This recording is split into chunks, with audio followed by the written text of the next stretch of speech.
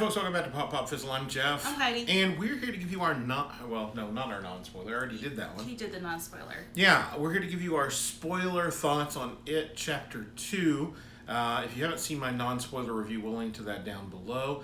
Unfortunately, Heidi wasn't able to go with me that night, so she has not yet given this film a grade. We'll get to that in just a second. Sure. But, yeah, I thoroughly enjoyed the film. I said so in my non-spoiler review. Today, though, we're all in spoiler territory. So if you have not seen the movie, this is your chance to turn away and not watch this video until after you've seen the film. We're going to break down our thoughts a little bit, not only in comparison to the first film, but in comparison to the earlier miniseries from the 90s, Yep. and into the book and to anything else that we, pops into our brains. So pretty much, yeah. Pop. Yeah. Or Okay. double pops, or whatever, into our brains. Anyway, that's the notion of this particular video. If you've clicked on it, it's your fault. You've got no one to blame but yourself. So, before we move on, what were your thoughts generally about the film? And then, out of our pop, double pop, fizzle grading system, what would you give it? Okay. I enjoyed the film. I think a lot of my enjoyment, it was really well done, but also just kind of nostalgia for the previous miniseries and the book. So there's a lot of that involved because I saw the other one and I've read the book. But I would give it like somewhere in the pop and a half territory. There's a lot of things that I thought were really interesting to see on a big screen. So that's usually what I base mine off of because I feel like this is a movie worth watching. So if you want to watch it and wait for it to come out on Blu-ray, go ahead and do that. But like I said, there's a lot of things worth seeing on the big screen, and the sound and the music and that sort of stuff kind of surrounding you with everything I thought was really fun too. So I pop in half. You landed about where I did. Okay. Yeah. If this is the kind of thing, if you enjoyed the first one, definitely go see it in the theater. If you were kind of iffy on the first one, then maybe wait for streaming for this one, but definitely it's worth seeing. Yeah. Okay, so now, again, last warning you're going to get, we're going to delve into spoiler territory with more in-depth discussion of the story and also comparison. So you have the advantage over me here because I haven't read the book. It has been at least 15 years, if not longer, since I've read the book. I know I read it for the first time when I finished it yesterday, right? No. I read it for the first time, I think, when I was in about 6th grade. So probably, yes, I was probably a little too young for that at the time. Probably. But I was a precocious reader, and I had read other things by Stephen King by that point as well. So I think 7th grade really kind of opened it up because the library in my new school had a whole shelf full of King. So I know I read it before I got there. So I cannot imagine letting I'm not sure. a little child read that story. I am not sure. I am not sure how I got my hands on it, even honestly. All right, way to go, Mom. Yeah, thanks, Mom.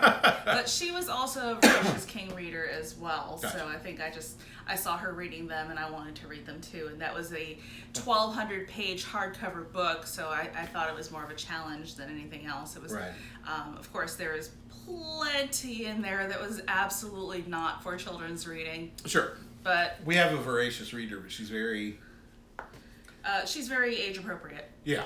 She's not interested in anything that's not age appropriate, thankfully. Yeah. So we don't have to argue about those things too often. No. Yeah. So I read it then, and I think I read it again sometime in college. So okay. It's still been a while. College is the first time I've been back a couple of times. Anyway, but so it still has been a while. So there's some things that I had forgotten about that this movie actually reminded me of, especially the Ritual of Chud. But I do not believe what we saw on screen was what Stephen King wrote with his co-author. Cocaine? Yes, the Red Letter Media guys alluded to. Right. However, hi guys. Yeah. But it wasn't that. Whatever it was that they did on screen wasn't the same thing, and tokens didn't exist. Well, yeah, and I can see the value since we're getting into spoiler territory here. Heidi's referring to the tokens that they all have to gather in order to perform the ritual of truth. Chud. Huh? Chud. Chud. CHUD with a little umlaut over the U is how that was actually spelled. I've seen it 3 times now, and I've heard truth every single time any of those characters said it. Ritual of Chud. You're sure it's not truth in the film that they changed it from the book? You know, if they change it in the film, maybe, but I heard Chud every single time they said it. I did not at all. That's interesting. But maybe because I was expecting it. So Maybe. I don't Yeah, know. I don't know. Yeah. I guess I'll have to see it again. So, yeah, the part of the film where they go and track down their tokens, I think that exists to give us some of the kids' stories that we didn't get before. I know, for instance, the Paul Bunyan thing is in the book. It is. Was not in the first film. No. That was a way that they kind of worked that into Yeah, this film. and then Beverly going back to her childhood apartment, that Sure. did exist in the film, although the conversation that took place, that did exist in the book, but the conversation that took place didn't, so there is no mention of this woman's father being a clown or anything, or joining the circus or anything like that, so that didn't exist either. Yeah, that was the thing that I felt like I could have gotten a little bit more of. I would have liked to have understood, like, if that photo was real, if any part of that was real. It wasn't.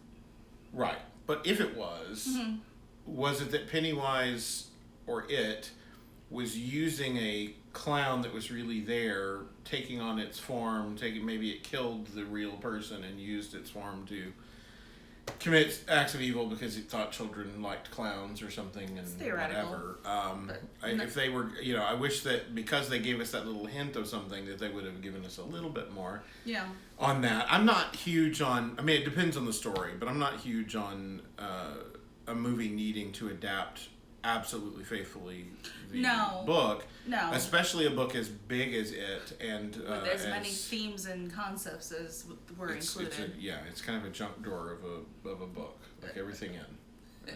All in, everything. But yeah, so I thought, I get why they worked in the token thing. I mean, it made it pretty a good way to move the story forward in the movie format. And in typical story format, you do give your heroes kind of quest. You give them things that they have to do to beat the bad guy at the end, and this kind of served that purpose.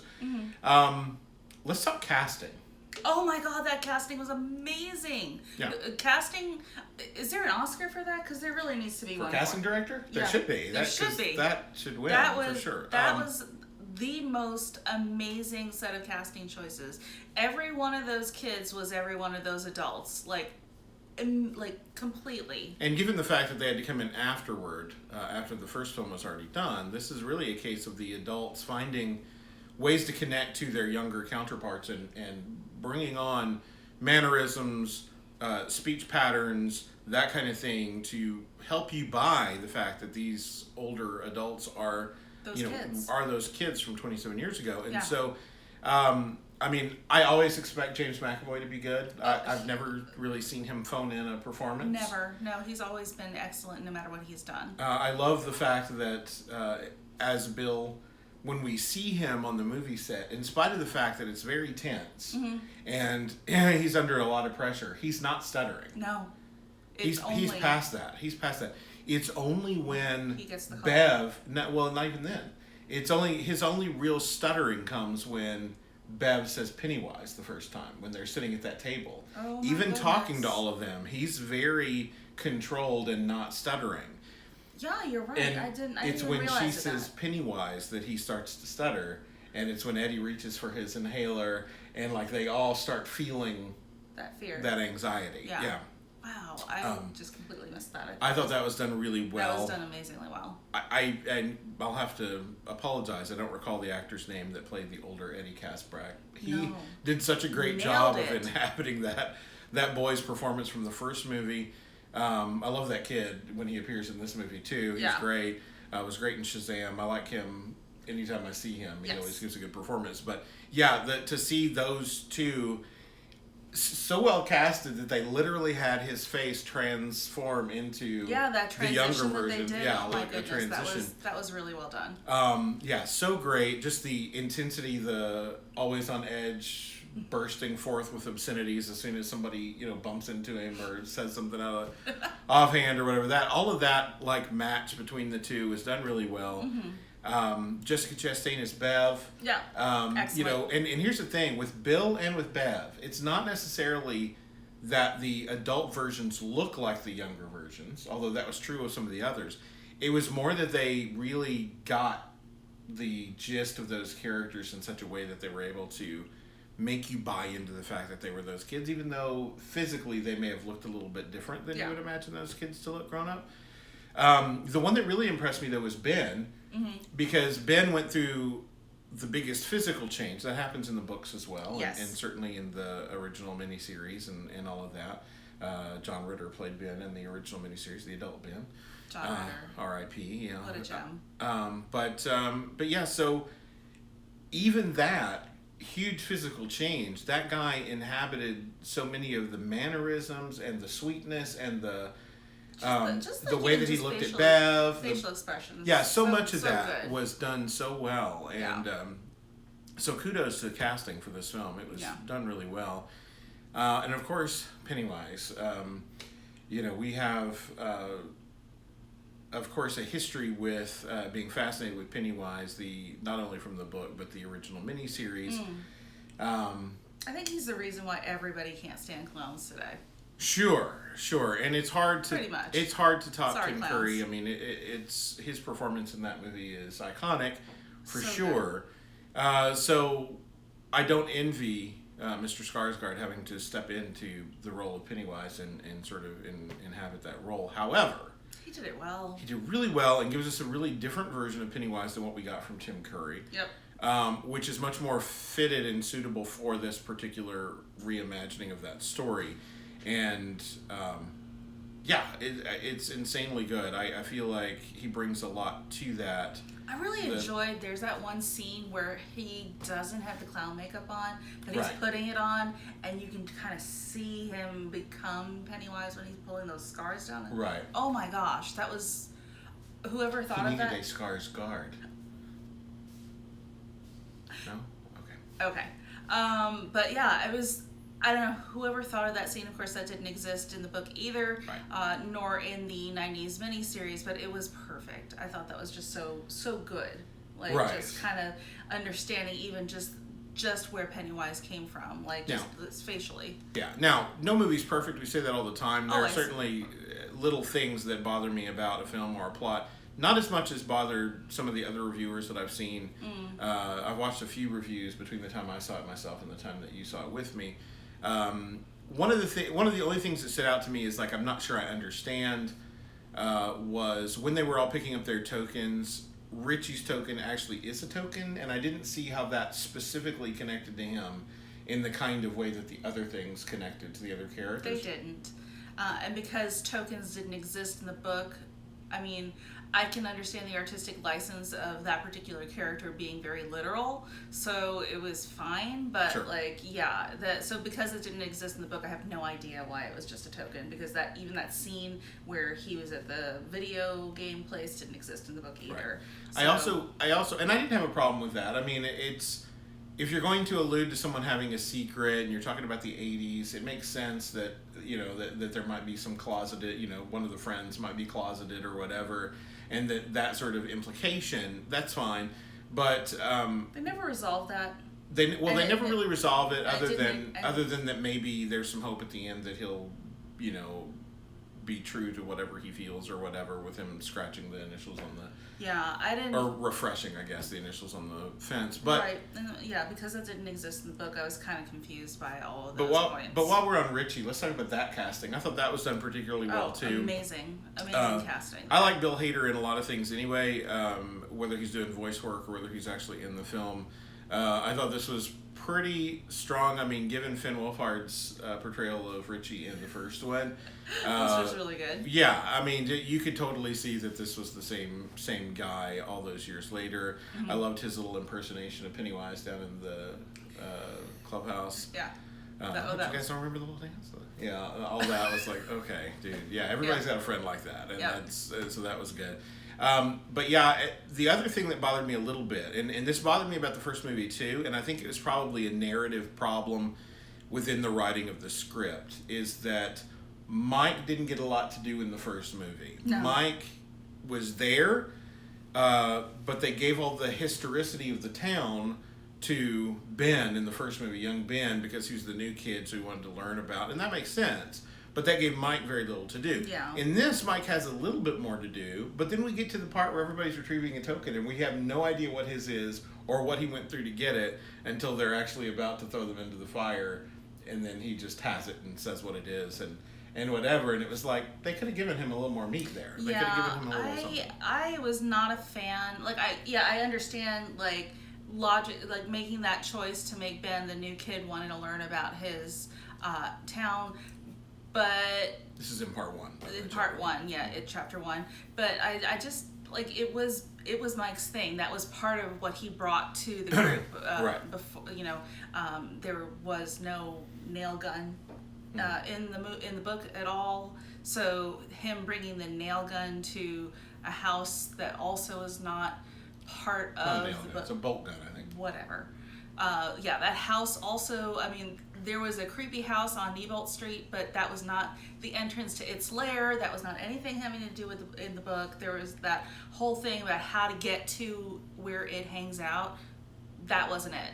So that annoyed me that was completely wrong as well. Although, since we are comparing to the original miniseries, finding a little tiny door with skulls embedded in the wall and all that was a little hokey and cheesy. I think that was closer to what was in the book. Well, it's hokey and cheesy. Yes, so I'm glad they didn't go that So, route. yeah, but also, Cocaine is a horrible drug, honey. It's a horrible co-writer, too. So, but I'm willing to bet that there were 2 co-writers in Stephen King's arsenal. There was cocaine and alcohol. Right, probably. Yeah, sorry. Yeah. Sorry, Mr. King. That's okay. You've been honest about your past anyway, so glad, it's fine. And glad he's clean now. Has a nice cameo in this film. Yeah, an excellent. Actually, it was a fun cameo. Yeah, it was a lot of fun. So. I like that they played with the notion of Bill always having bad endings or whatever. That's a complaint that people have against Stephen King sometimes. So it was kind of funny to have at least more modern post-cocaine Stephen King. Sometimes people have an issue with some of his endings. But yeah, I think it was funny that they also not a problem for Bill in the book. Right. Sorry. I'm going to keep pulling that up. If there's a difference between the book, the source material, and what we've seen on screen, I'll point it out. Sure, because you can. I don't know. I haven't read the book, but I read plenty of Stephen King, but for some reason that book is not one of them. Well, you're not missing much. Okay. But yeah, unless you want to be one of the 2 people who can claim to have read the whole thing. Hi, what's Jay. Jay, Yeah. Red Letter Media. Yeah. Yes, I read it too. Took him a while. Yeah, Mike said he read it. But no, I feel like some of the changes that they made, I liked better than the original version. That was one of the reasons I asked you about Stanley before we saw the movie. Mm-hmm. I asked you what his motivation was for doing what he did. Mm-hmm. I liked the notion that his motivation was to help them and not that Pennywise was getting the best of him. Right. But that I know myself, I know I'm weak, and if I go in there with them, they're going to die because of me. And I won't have that happen. So yeah, that didn't happen in the book. There were no letters of any sort. But I feel like that was a nice interpretation. Just kind of giving a good explanation for why Stanley did what he did instead of just leaving. Because that firmly places all of the losers in the hero category. Yeah. He wasn't a wuss. He wasn't trying to escape. He knew himself well enough to know that he was going to get them killed. And he was going to do whatever it took to save them, even if that meant taking his own life. Now, suicide's nothing to play around with, certainly nothing no advocacy to for shrug that. off. Yeah. However, within the context of this story and its framework, I liked the notion that it wasn't because he was scared, it was because he wanted to save his friends. I like that. Yeah. That's casting, too, for Stanley. We didn't get to see adult Stanley, but in a couple of scenes. Yeah. When he gets the call, and then when we have the little flashback to him writing the letter. And when he gets in the bathtub. He looked so much like that kid that played Stanley in the first movie. It was uncanny. I loved it. So Bev's saying, just like you do, except older. Yeah. Exactly was right. But also, yeah, in the scene in the bathtub where just before we see that he's committed suicide, he's thinking of and remembering Bill. And we get no sound there. It's just Bill moving his mouth to you swear? Stanley, do you swear? Or whatever. And then he just says, I swear, Bill. And that makes sense in the context of what we hear at the end with the letter, is that he took that oath seriously, and this is how I show up. This is how I save you. This is how I play my part, because I can't do the other thing. And I thought that worked. And, For you the know, and I character, mean, with certainly if you think that's wrong, then let us know in the comments down below. But for me, that really worked. I mean, if we're going to be going by what was in the book versus what's in the movie, I prefer this movie explanation to the book, actually. So I'm okay with that, a little bit of artistic license that they took with that, and making it so that Stan could be a hero. It's been a while since I've watched the miniseries from years ago. Great, good cast in the miniseries too. Yeah, definitely. Not the best script. No. Definitely a little rushed. Yeah. Definitely special effects were not quite up to par at the time. Yeah. But good casting. You know, John Ritter, Seth Green, lots of good people in that film. Excuse me.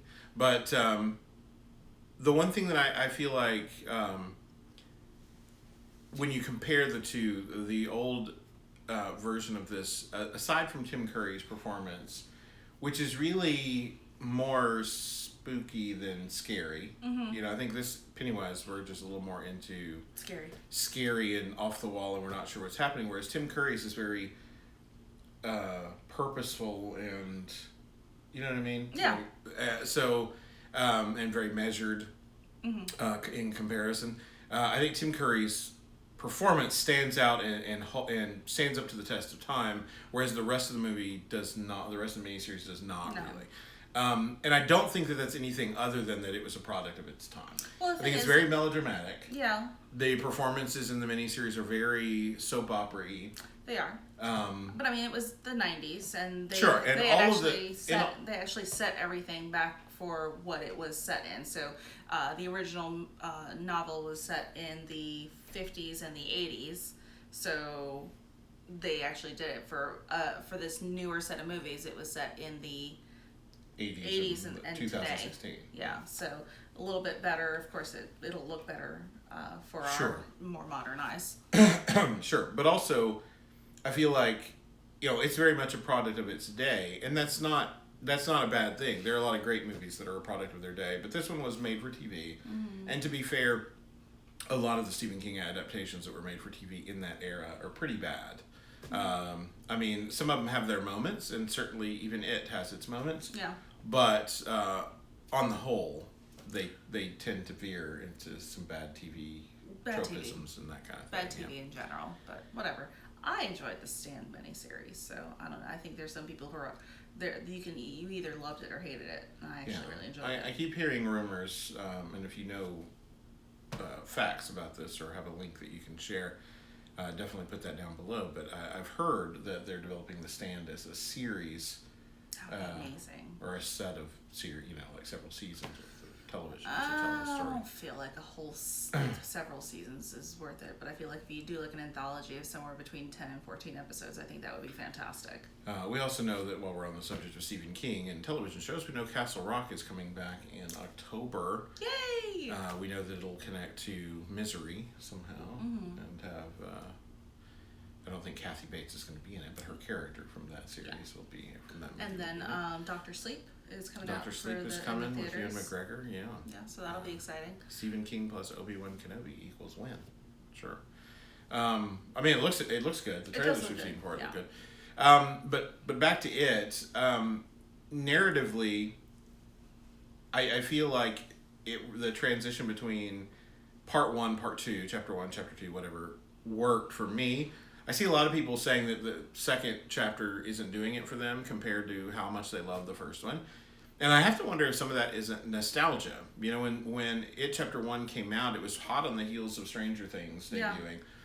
And being a huge thing because of its connection to the 80s and that sort of nostalgia factor of those of us that grew up in the 80s really getting to see some of those things again and a lot of familiar territory. This movie doesn't have that. It takes place in 2016. Yeah. I wonder if that's part of the issue. I think so. I think that might be part of the issue. And then, you know, as it's been pointed out, trying to put together the monster load of book that it was into something that's cohesive and well told, it can be, I can see the struggle. And so that's the thing. Like, I watched it and, like, I was definitely comparing it to the TV miniseries and the book, but also knowing that all of that was a big pile of stuff to try to shove into it, just keeping an open mind as to what the people who actually put this movie together decided to do with it. So I think if you had gone into it without any of that, there I can see a lot of struggle, and I can see a lot of problems coming up, like looking at that narrative and looking at everything that's happened in chapter 2. Sorry. I think they condensed pretty wisely. Start with all the places where King is a weird pervert and chop those out, rip those pages out. Yes. And thankfully both the miniseries and this did that. Thank you. But then there's still some controversy there. I know I've seen online that there were some people that were offended by the two gay men at the beginning of the movie. So the opening scene. The opening scene, getting beat up by a bunch of losers in town. Not the good losers, our heroes, but but actual losers. Yeah. And that was. And I get that might be hard to see, especially if you've ever been in that situation or whatever. So I get that, but I also think that as far as representation goes, representation should be treating an individual as an individual and not as a special case or different than. And Pennywise kills children. He kills people of every color. He kills people of, so as far as representation goes, they're being treated just like everybody else is being treated. I get that the notion of the townspeople being bigoted and whatever, that's an issue. But it's also canonical that, in the first movie, in this movie, in the book, in the other miniseries, that something is happening to that town that keeps them sort of locked into this mindset of either their anger is pumped up or they turned a blind eye to badness and don't see. Yeah. And I thought the scene where the little girl walks under the bleachers, like, nobody's paying that much attention to a ball game that they don't see somebody get up and just walk away and disappear.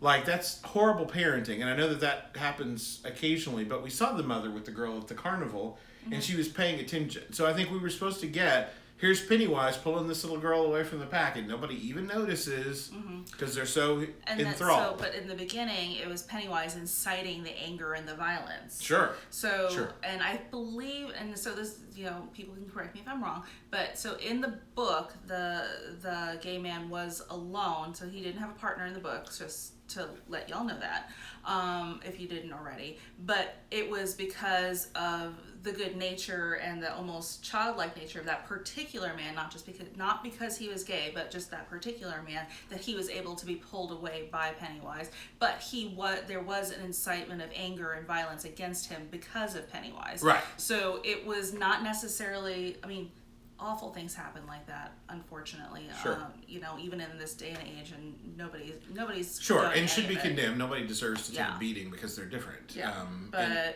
But in the context of this book, it's what happened, and it was more like Pennywise inciting the anger and the violence, because that's what he does. Well, and he feeds on again, it. canonically, I think Bev's dad is as bad as he is because they live in that town. I think Eddie's mom is the way that she is because they live in that town. I think a lot of what we see throughout the course of the storyline is that people are oppressed in such a way by Pennywise and his presence there that it brings out all the worst elements of all of them.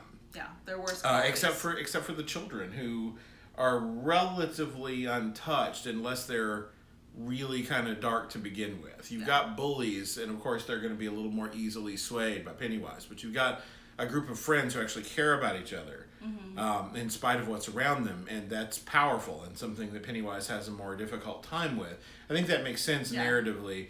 And so while I get that maybe that opening scene was difficult for some people, I really feel like representationally it was treating those characters the same way that they treated every other character, that they're dangerous, that they're a victim of that town and the mentality and what Pennywise is sort of sowing into people and into their hearts. And I think that it's also, it was a sickening scene to watch for me as a straight man. So I think that representationally it works really well to say, don't ever let anybody be treated this way. Don't ever let bullies have their way. Don't ever let, this is a horrific scene. No. And in a movie filled with them. The little girl was a horrible horrific scene. Nobody wants to see a little kid die. And then that other little boy who... Right. Yeah, that was awful. Yeah. I mean, all of it's awful, and I think that's the point. It's that the worst in people's natures were brought out by this particular entity that had landed in the town a billion years ago that was an eater of worlds. Right. Now, I wouldn't have complained if we had gone back to those guys from the beginning, the bullies, and seen them get a little bit of comeuppance, but that wasn't really the nature of the story. No. Although we did see that the Losers Club's bullies got at least a couple. Sure. Got a couple of now, knocks down. That character, Henry Bowers. Yeah. His presence was much lessened in this movie. I felt like. Yeah. He was, so I don't remember how much presence he had in the miniseries, not more than this, but he was what Pennywise was trying to use as a physical force when he couldn't manifest himself to take the losers down. In the book, his father was absolutely not a law enforcement person, so that was an interesting twist to have the police officer with the punk kid. So that was, storytelling wise interesting. Well, and storytelling wise too, a lot of times parents with a lot of power or authority or sway tend to pay less attention to their kids. Sometimes their kids are a little more out of hand. That's why that can happen. Yeah. So a little less presence in this movie than he had in the miniseries and definitely the book. But I mean, he definitely was something that needed to be addressed because that was, the source of a lot of the troubles that the kids had when they were kids, and then like while they were trying to fight Pennywise as adults. I have to say, and I know some people in their reviews had a problem with it, but I'm just gonna out myself as not having a problem with it. I thought it was hilarious. Some people had a problem with Eddie's line about his mullet as he was leaving the bathroom.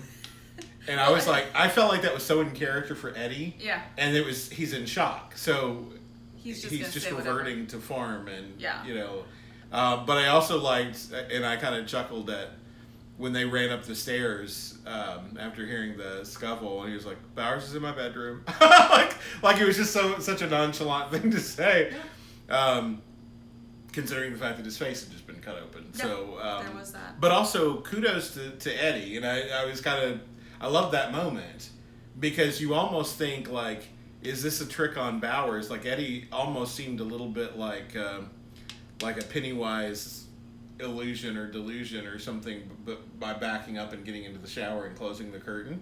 I was like, what is this? What's going on? And then for him to stab him through the shower curtain, I was like, one, that's pretty dang smart. Yeah. Two, it kept me on guard, not knowing what was about to happen. Yeah. And then three, it was like, he stepped up a few times as a kid when it was unexpected for him to do. This was just a moment of him stepping up and, and then later he's petrified and can't move. Yeah. When they're in the house. So I think a lot of people were upset by the mullet thing because mullets are kind of coming back, which they shouldn't. Ew. Yeah. I've been privy to a couple of online articles noting that there are some, not major celebrities, but some, people that people know because they're on TV or something else, are sporting some mullets. Yeah. Rough days. Well, we might in this video right here, honey. I'm not sure I can handle that. Yeah.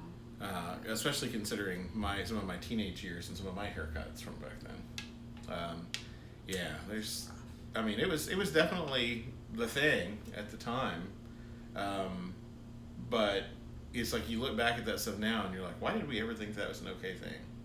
Some of the clothes I see celebrities wearing that look so 70s. It's like, of all the eras of style to bring back, why the 70s? Why would you want to look like bad. a couch? Yeah, they're so bad. Yeah.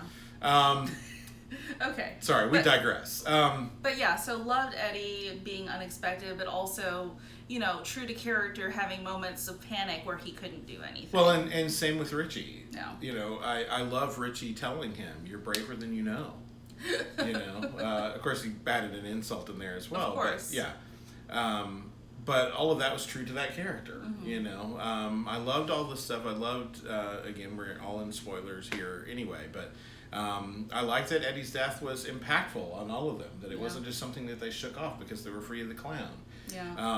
I got I didn't cry or anything, but I got a little emotional when Richie kind of lost it sitting in the water, and they all had to gather around and love on him and hug on him and whatever, because I was like, this is what friendship really is. When someone is in that space, you gather around. You don't let them be in that place alone. No. And I've had friends do that for me, and it's one of those things that you learn not to take for granted, because having people in your life that care about you in that kind of way, where everything else goes away and they just step in for you, is important, incredibly important, but such a blessing too. And so I really identified and connected with that moment. I thought it was a sweet moment. Yeah. And then of course undercut by Richie making a joke immediately thereafter. I know some people had a problem with that humor was interjected into moments that would have been scarier without that line. That character. Yeah, that's that character. His way of dealing with things is Yeah. to undercut it with humor so that it seems less scary.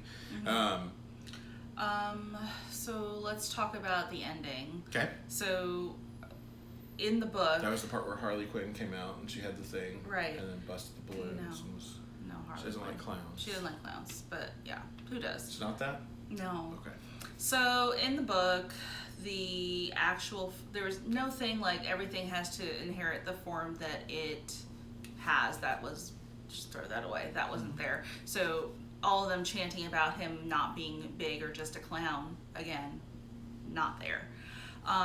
It was a giant thing that everyone couldn't really grasp, but really interpreted it as a spider. So I really liked how they kind of made a spider out of Pennywise. Mm-hmm. So that worked for me. That much better than the claymation thing that we saw. Like, I forgot about the claymation thing in the miniseries, and then we were watching a set of reviewers reviewing, and they kind of put it up on screen. I was like, oh, that's awful. Yeah, it's like, here we're on a set with a giant green screen. We're back over here in this corner, so they have that little green screen over there to animate a big spider, and it looked terrible. It was awful. So, but it was so clear that they weren't in that space. Yeah, and so clear that the spider was made for TV, so it's fine, whatever. Yeah, it's Ray Harryhausen kind of stop motion-y. Yeah, stuff. it was awful. So I liked that they took that interpretation over to this big screen as the clown, as a giant spider. They left the turtle out because somewhere in the fight between, it was Bill, Ben, and Richie, I think, were the big fighters against that spider. At some point in time, the spider knocked Bill all the way back in through time. Again, this is, cocaine Yeah. cocaine driving that bus with Stephen King in the trunk. So we're not sure how that worked out, but Bill had a conversation with the turtle. The turtle was, I think, kind of useless, but it kind of gave him at least a little time to regroup and come back and actually beat on the spider, and they kind of like just mushed it up and smushed its heart. So that part of it was cool, and actually part of this movie as well. The smushing of the heart. But it wasn't everyone doing it. I think it was just like the 2 or 3 of them doing it. And something that nobody ever addresses in the book, that spider had laid eggs. Oh, yeah. Yeah. So they were going through stomping on them, making sure that no little itlings came out and decided to devour more worlds. I think... so I'm glad they left it out, because that would have been like, oh, this is weird. Yeah. One thing I wanted to point out, just design-wise, the design for Pennywise in this film was very different than the Tim Curry version. Definitely.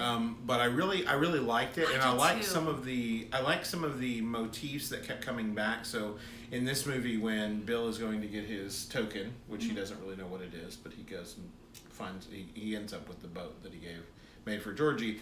But when he reaches down in there, when he sees Georgie, and reaches in there, which, by the way, Georgie's eyes were glowing. We didn't see Georgie's face, but we saw glowing eyes. Yeah. Even with the hands reaching out. So come on, Bill. Yeah. But yeah, so he reaches in, and then when the hand grabs him, then all of a sudden, like, all these little hands come out. Yeah, like little doll hands. Yeah. Ugh. Coming out to grab him.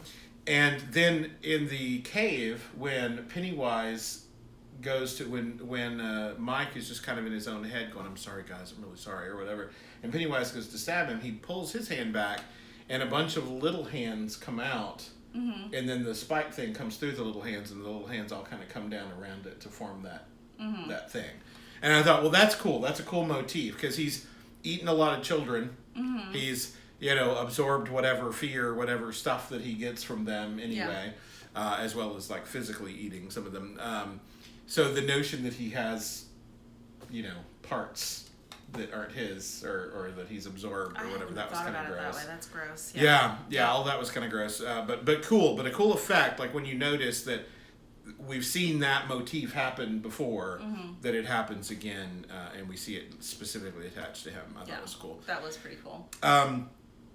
Yeah, I knew the ending was different, and obviously from the miniseries, but I haven't read the book, so I wasn't sure how different it was from that.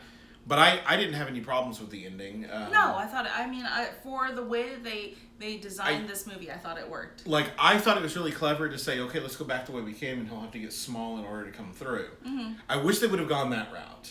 I didn't care for it's not that I minded there are other ways to make somebody small. Yeah. Let's remind him of what we think he is, or whatever. Yeah. My problem with that is just that it comes out of nowhere.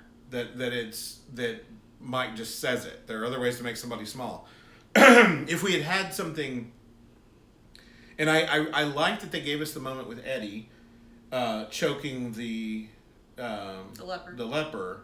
Ugh, because we saw the moment where he realized he was hurting it. Mm-hmm. We saw the moment where it occurred to him, I'm winning this. I'm gonna beat him, or whatever. And so it made sense for the ending for Eddie to say, I made him small. I almost had him. He I was choking him. I could feel it, or whatever. It made sense given that Mike had already said the thing about the body that it inhabits and all of that. But the notion of making it small by saying something to it seems to come out of nowhere.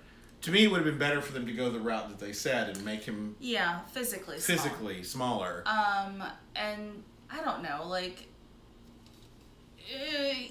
A lot of the stuff that was in the book was, if you believed it, then you could make it so. So, Bill thought that his... We only had a little bit of that here. Yeah, just a little bit. This kills monsters. Yeah, if you believe it. So, I feel like if they had leaned on that a little bit more, I would have believed that too a little bit more. So, it was kind of an iffy. I thought that was kind of hokey and dumb. So, I don't know. But...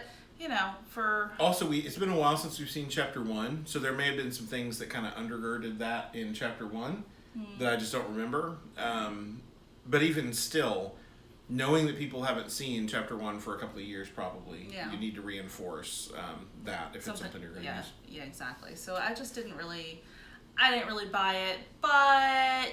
I was also trying to just keep an open mind for whatever they were going to throw at us. I really do like how they did Richie got caught in the deadlights. That was actually pretty cool. Really well done. And kind of humorous, too. A little because humorous. You're not expecting it. No, you're not. But, the design of, when Pennywise opens up his mouth with the jaws, but you see all the lights and then that, the glowy lights behind. That was actually really cool. Yeah. I actually liked the way they did that. The deadlights are the actual thing, and Pennywise is just some sort of physical manifestation. Yeah.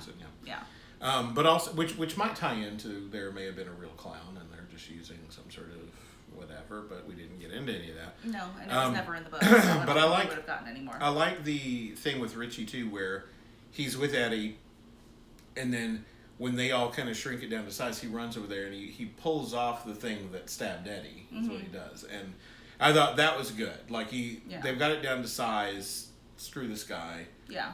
I thought that was done really well, and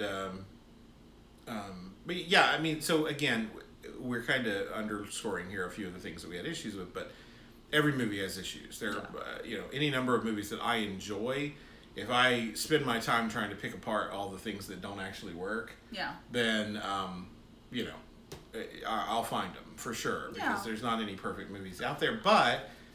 The question is, did you enjoy the film, and did you enjoy the story being told? I thoroughly enjoyed this story. I enjoyed it in its original miniseries incarnation, and this is so much better than that. Yeah. I enjoyed the miniseries. I enjoyed the book. Both times I read it. Again, if not for the whole parts where Stephen King will spend 10 pages talking about the whole history of a mailman or his cocaine and alcohol induced things that we're just not going to talk about, like giant space turtles with the universe on their backs. I feel like trying to go back and watch the original miniseries now I would feel like, like sands through the hourglass. So are the days. Like, I feel like I'd be watching a soap opera and it would feel really hokey. It's just some of the clips I've seen in other people's reviews where they're harkening back to that. It's just like, that's almost painful to watch. Yeah. But I enjoyed it at the time for what it was worth. Sure. And I think for its time, it was a decent enough interpretation for the budget and the venue that it was being presented in. Sure. So and the truth is that there are numerous movies already that somebody did a version and they didn't quite have the effects to pull it off, and then 20 years, 30 years later, somebody does another version and they do it really well, but eventually that version will also look really hokey compared to whatever they can do 20 or 30 years from now. This is why movies get remade. It's not always a cash grab, most of the time. Not always. But I honestly hope they don't remake it, though. I think that we're fine. Give it 30 years, they will. Another 27 years? Yeah. But we only... Yeah. They killed it. Yeah, but in another 27 years, it'll be the kids were in 2019, and they fought it for the first time, and everybody that I don't even know how all the kids our kids' age will be like, oh, remember 2019? Remember how weird that was? That's awesome, nostalgia. Yeah. And then it'll be. I can't imagine how they integrate Instagram and Snapchat into the earlier version. I don't know how that works. Yeah. I don't think they'll figure that out. Maybe not. It's okay. Somebody somewhere will try, because people are stupid and they try stupid things all the time. This is true. Hi, Sony. Oh my God, I was going right there too. No, I enjoyed this movie for what it was. I again thought the casting was spot on. I definitely want to see. You know this. They don't know this. I'll let them. I'll tell them now. I didn't buy. I'm a big Blu-ray buyer. If it's a movie that I like, I liked it. Chapter 1 and wanted to buy it on Blu-ray. Did not. And the reason I didn't is because I knew Chapter 2. They knew this. They did? Yeah, you mentioned it. Oh, okay. Yeah. I didn't buy it because I knew Chapter 2 would eventually be packaged with it, probably in some sort of double pack, and I wanted to wait for that. So now I'm excited. Let's get this thing out on Blu-ray so I can watch it both again. Together, and with all the featurettes and watching all Sure. the younger and older characters interacting and all of that stuff. That was fun. Yeah. Yeah. Any final thoughts? I'm glad that Stephen King is not in the trunk of that bus anymore. Good for Yeah. him. Good for him. Absolutely. Always good to be clean and sober and all of that stuff. Definitely, I think too, sadly, there have been writers and creative people in general that feel like they need that substance to have substance. to be creative. Yeah. And I don't think that's true. No, I don't I think so. it's more of a self-medicating sort of thing, because creative people tend to have a lot of issues and whatever. But yeah, I feel like this was a solid representation of, if not the story beats specifically frame by frame of what Stephen King wrote, a good distillation. A good distillation, a good representation of the overall idea. And I thought all the character work was fantastic. I mean, I love those kids in that first movie. By the time the movie was over, I loved them. I believed in them as friends. I bought that whole thing. That speaks volumes for those child actors. But now I thought the adults did such a great job reminding us of that connection, reminding us of their love for each other, and that connection, which made the movie work. It wouldn't have worked if we didn't buy that. So I like that. Good job, guys. Yeah. Anyway, those are our spoiler thoughts, a little bit of discussion from us about what we enjoyed and didn't enjoy about it, Chapter 2, as well as a few comparisons to other bits of source material. But we want to know what you think about it, and you can let us know down in the comments below.